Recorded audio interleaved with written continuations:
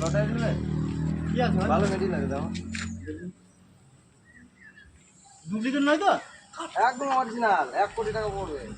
দেখি দেখি দেখি। দেখো দেখো।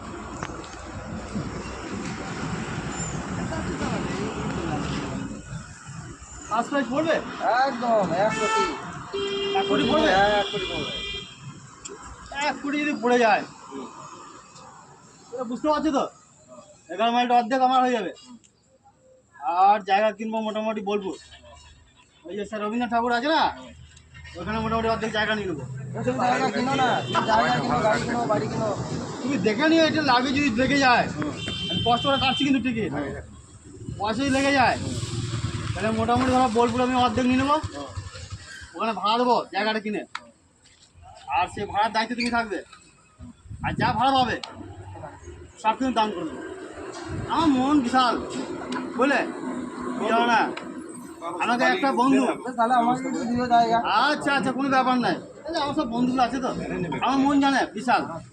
হ্যাঁ 1 কাপ 2 কাপ চা খাওয়াইলে সেটা আলাদা ব্যাপার, সবসময় ধরো পয়সা থাকে না, কিন্তু সব লটারি টাকা লেগে গেলে আমি সব দান করবো। আমাকে একমাত্র তাহলে একবার কাটো, একবার কাটো। একবার টাকা নিচ্ছি, হ্যাঁ যা, টাকাটা কিন্তু পরে দেবো, ওই টাকাটা পড়ুক তারপর নেবো। ধারে ভাড়া দিয়েই তো দুনিয়াটা চলছে।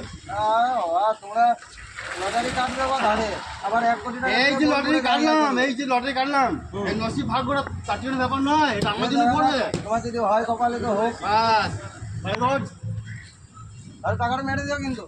ঠিক আছে।